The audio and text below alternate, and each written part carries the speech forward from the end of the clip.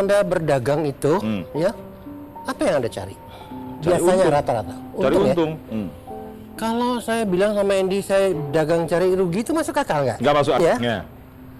Orang dagang cari untung tuh untung terus nggak? Atau? Kan sama aja Andy sebetulnya, aduh. Kamu sadar nggak begitu? Apa saya harus ikut orang-orang itu? Saya punya kepribadian sendiri, Andy. Walaupun... Saya adalah orang yang merasa memiliki satu aset yang luar biasa tinggi nilainya. Apa tuh? Kebebasan. Padahal datangnya rencana tidak harus selalu dari otak ke kertas dan sebagainya. Kita bisa juga tiba-tiba mata kita melihat sesuatu, kemudian kita lakukan. Contohnya, saya pulang dari Eropa ke Indonesia, mata saya lihat loh, telur di sini kok beda sama telur di sana ya. Secara spontan saya ambil secari kertas, nulis surat sama teman-teman, tolong dong kirimin ayam-ayam yang bisa bertelur, tanpa saya tahu ayam apa itu. Tapi bedanya di Eropa, majalah-majalah kejuruan itu banyak sekali. Kemudian dengan bersama-sama Anda kirim anak-anak ayam, tolong kirimkan majalah kejuruan, majalah tentang memelihara ayam. Saya belajar dari majalah itu. Tidak belajar bisnis ya? Untuk apa sih? Jual telur mesti belajar bisnis tuh. Orang mau jual telur belajar bisnis, itu namanya gila, Andy. Konsultan apa sih artinya, Andy? Tempat orang berkonsultasi. Semua konsultan itu dia memberikan konsultasi kepada orang yang dia sendiri tidak bisa lakukan. Dia jadi konsultan. Kalau dia bisa lakukan, dia nggak bisa jadi konsultan. Itu pengertian konsultan buat saya. Dia nggak bisa. Apakah juga sebuah kecelakaan kalau misalkan sebelumnya Pak Bob pernah menjadi karyawan Unilever, kemudian pernah menjadi karyawan sebuah pelayaran, sempat tinggal di luar negeri bertahun-tahun, dan kadang jualan ayam? Ya, begini Andy, sebelumnya kehidupan saya itu sangat nyaman, Andy. Saya mau apa, hari ini juga saya bisa tak punya. Saya pulang ke Indonesia 3 bulan, saya masih bekerja pada perusahaan itu. Satu malam saya bilang sama istri saya, "Ma, besok saya nggak mau kerja." Tiba-tiba ngomong begitu? Tiba-tiba ngomong gitu. Besokannya saya jadi supir taksi.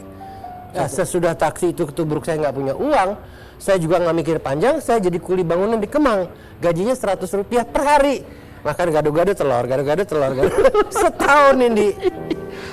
Nah, sampai pada akhirnya mata saya mulai lihat, loh, ini telur nih beda. Nah, itulah saya mulai terus. Disitulah saya yang namanya mulai usaha tuh di situ.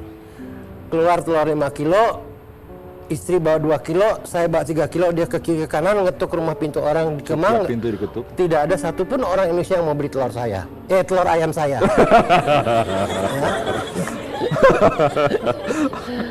Aduh. Yang beli siapa dong kalau begitu? Akhirnya di Kemang tuh udah ada beberapa orang asing cukup banyak ya. Begitu ketok pintu rumah orang asing, udah dia langsung beli. Nah, disitulah awal sebetulnya usaha saya. Setelah seminggu kita ngantarkan telur, mereka bilang, "Udah deh, Bob, kamu di rumah aja, ntar saya datang ke rumah kamu." Nah, di situ dia nanya, "Bob, garamnya dong. Bob, mericanya dong. Bob, ininya itu." Jadilah toko gitu. Rumah kita yang 50 meter persegi jadi warung. Saya pernah baca juga Pak Bob ketika berjualan telur itu, dalam telurnya diisi anggrek. Itu kreativitas. Jadi saya tahu di Eropa, Amerika nilai sebuah anggrek begitu tingginya, orang beli anggrek hanya untuk dipersembahkan kepada pacarnya, ya. Bukan mawar nih. Bukan mawar, anggrek mahal sekali. Jadi di setiap kilo telur dulu tuh nggak seperti gini bungkusnya pakai kantong plastik ya. Saya cantumkan sekuntum anggrek. Wah, sampai itu tersebar seluruh dunia. Kamu kalau beli telur di Indonesia, ya nggak tahu yang jual telur cuma saya aja kan. Yang kasih anggrek ya. Tuh kalau beli telur di Indonesia kamu dapat anggrek. Dari situlah popularitas kita mulai tersebar. Pada tahun 70.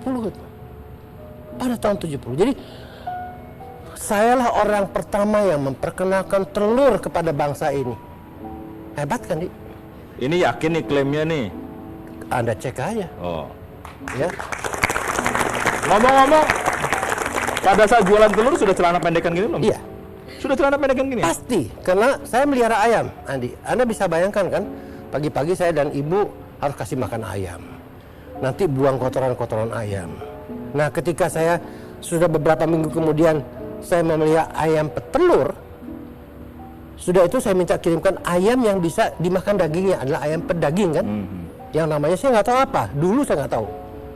Nah, disitulah lagi-lagi saya jadi orang pertama yang memperkenalkan telur dan ayam untuk orang Indonesia dan bangsa ini.